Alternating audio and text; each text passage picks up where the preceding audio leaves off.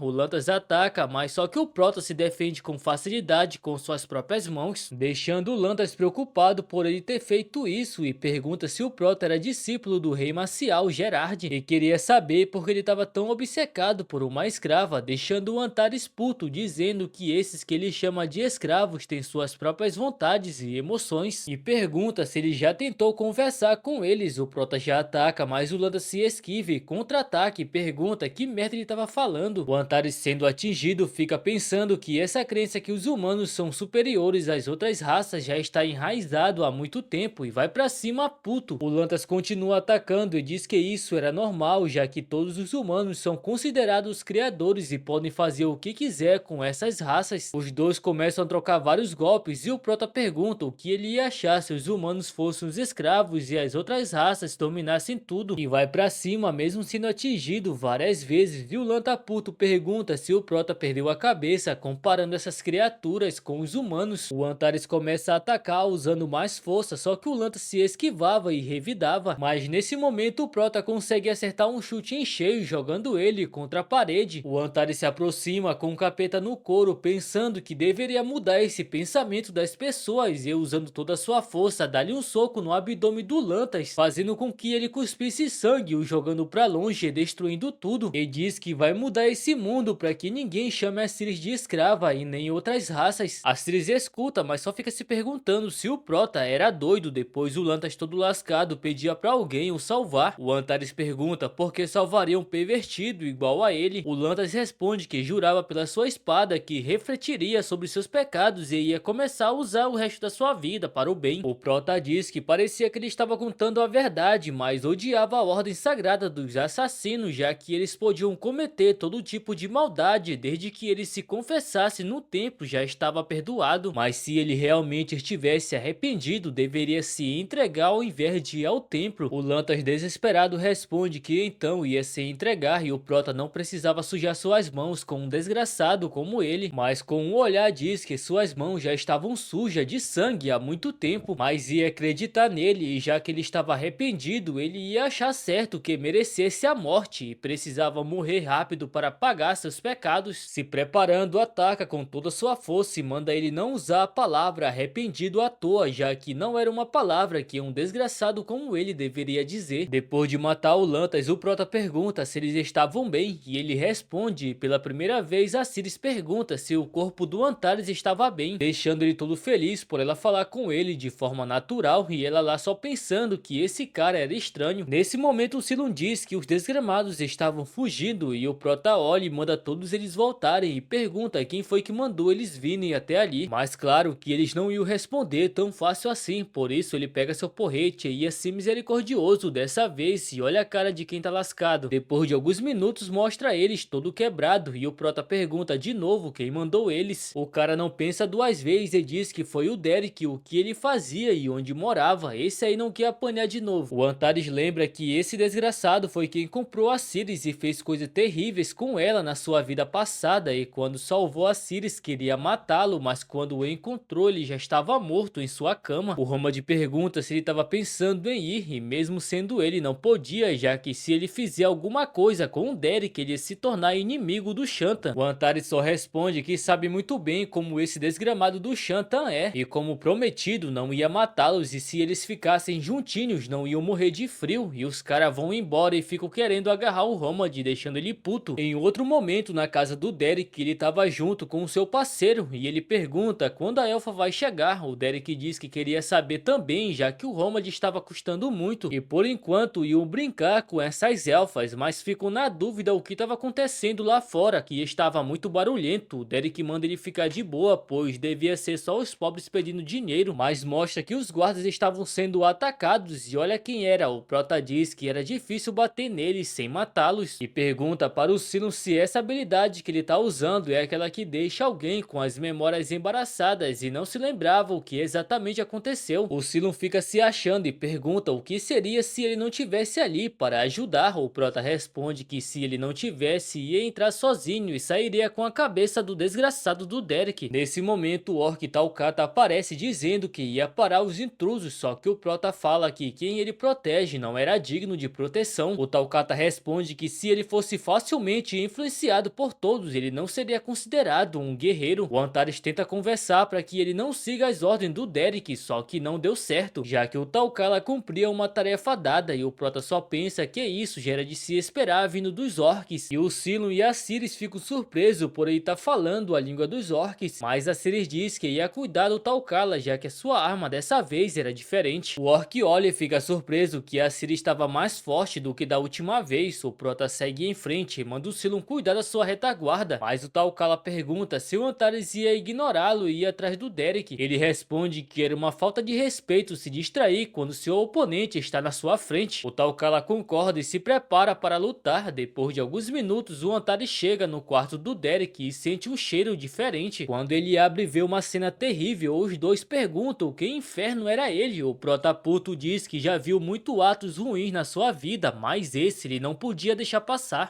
E fica se perguntando por que tinha tantas pessoas que ele deveria matar nesse mundo. O Derek fica perguntando o que estava acontecendo e onde estava o Talcata, e pergunta para o Proto o que ele queria e se fosse dinheiro ou qualquer outra coisa ia dá-lo. Além disso, pagaria até o dobro que ofereceram, e pergunta se isso era obra da União Comercial Taupan. O Antares puto diz que não imaginava o tanto que a Ciris passou após servi-lo por 10 anos na sua vida passada e podia ter perdido a chance da última vez, só que agora ia ser diferente, e já dá-lhe um socão na sua barriga e pega na sua cabeça e pergunta como ele ousava fazer isso com ela, e começa a bater nele sem parar. E olha a cara do Beret de quem tá lascado também. Depois de matá-lo, diz que isso parecia injusto nesse momento, mas agora ele entendia como as outras pessoas que morreram por causa dele se sentiram. O Beret desesperado fica dizendo que o Prota era um assassino por matá-lo. O Antares só diz que isso era engraçado vindo dele. Ele tenta dizer que nunca fez nada de errado e o Prota só responde que ele não deve ter sentido nenhuma culpa por tudo que ele fez até agora. Nesse momento, o Cylon mais a Ciris chegam e ela vê tudo e diz que ele foi muito cruel, mas o Antares responde que ele merecia coisa pior. O Cylon também concorda e ela pergunta se o Cylon estava acostumado com isso, e ele responde que sim, já que passou algum tempo com os mercenários, e avisa para o Prota que a Ciris cuidou do Talcata sem precisar da sua ajuda. O Antares usa sua aura para ver como estava o Talcata e fica aliviado por ver que ele ainda estava vivo, e do nada o Beret diz que a Ciris era a elfa que ele devolveu antes, e ela pergunta se foi ele que matou essa elfa. O Beret diz o que ela faria se fosse ele. A Ciris tira sua espada e responde que mesmo sendo pouco por tudo que ele fez, ia matá-lo. Ele fica na dúvida se ela ia fazer isso com ele por causa de uma escrava elfa. A Ciris ataca o cortando e ele tenta pedir ajuda para a elfa, que não sei se estava morta ou estava viva. Só sei que a Ciris fica puta de raiva perfurando sua costa, mandando ele não encostar nela. Depois de algumas horas, todos os orcs e elfas estavam reunidos do lado de fora da mansão. O Talcata recuperado diz que esses são todos os escravos que estavam ali, e a partir de hoje o mestre da Ciris seria o seu mestre. Depois o Cylon pergunta por que não tinha outros gêneros das raças. A Ciris responde que elfos machos e orcs fêmeas não eram muito populares. Nesse momento ela vê uma cena e lembra do dia que o Antares lutou contra o Lantas e se pergunta se ela teve uma impressão errada dele, e do nada ele aparece. O Cylon pergunta o que era isso que ele tinha. O Antares responde que esse era o contrato de escravo que ele pegou na mansão do Derek. O Cylon fica na dúvida como ele achou isso, e o desgramado diz que descobriu quando derrubou algumas paredes, mas o Cylon com uma cara chama ele de bárbaro, deixando o Prota puto, dizendo que nunca escutou isso durante seus 50 anos. Olha a cara dele sem entender. Depois o Cylon pergunta por que ele queria esse contrato. O Prota diz que ia precisar dele e manda todos prestarem atenção, e queria saber se eles preferiam continuar como escravos ou serem livres, mas os orcs e as elfas ficam sem entender, já que eles estavam achando que o Antares era seu novo dono, e essa ordem era difícil de escolher. O Prota fica se perguntando se eles não sabiam o que era liberdade, e o Cylon pergunta se o Prota ia começar a trabalhar com escravos e se ele estava desistindo de ser um aventureiro. O Antares responde que não tá pensando em vendê-lo pra ninguém e pega o selo assinando, e desse jeito eles não eram mais escravos do Derek. Agora só precisava encontrar um lugar seguro, pois se libertá-lo só ia expô-lo a novos perigos. Por isso, precisava educá-los primeiros. Depois de algumas horas na união comercial do Taupan, ele pergunta como Antares comprou todos esses escravos da união do Derek. O prota responde que ele irá descobrir, mas precisava que ele cuidasse deles em segredo por enquanto. E amanhã ia haver algumas notícias e só ele vai saber o que realmente aconteceu, e por isso, se esse segredo se espalhar, ele seria o único suspeito. Mas não era para ele se preocupar, já que era apenas uma simples ameaça, e como adiantamento ia dar 100 moedas de ouro por enquanto. O Taupan fica surpreso e pensa que essas moedas deviam ser da casa do Derek que ele roubou, e diz que tinha um lugar em Zeppelin e ninguém saberia se colocasse junto com os seus escravos. E o prota manda ele prometer que ninguém ia tratá-los como escravos. O Taupan prometia, mas diz que essas 100 moedas eram muito só para fazer isso. E os dois ficam conversando um pouco e o prota manda ele educá-los e ensiná-los tudo que os humanos aprenderam, principalmente medicina e cura.